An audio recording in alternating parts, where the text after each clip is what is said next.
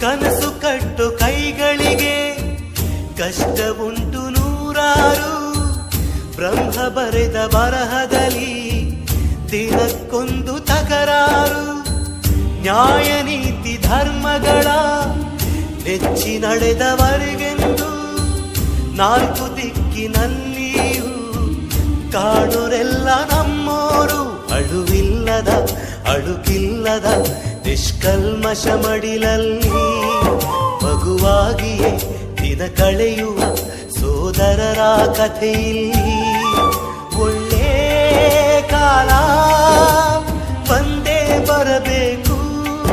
ಅಲ್ಲಿವರೆಗೂ ನಂಬಿಕೆ ಹೆಸರಲ್ಲಿ ನಗುತ್ತಿರಬೇಕು. ನಿನ್ನೆಗಳ ನೆನಪುಗಳೇ ನಾಳೆಯ ಭರವಸೆಯೋ, ನಾಳೆಗಳ ಕನಸುಗಳೇ ಇಂದಿನ ನಂಬಿಕೆಯೋ.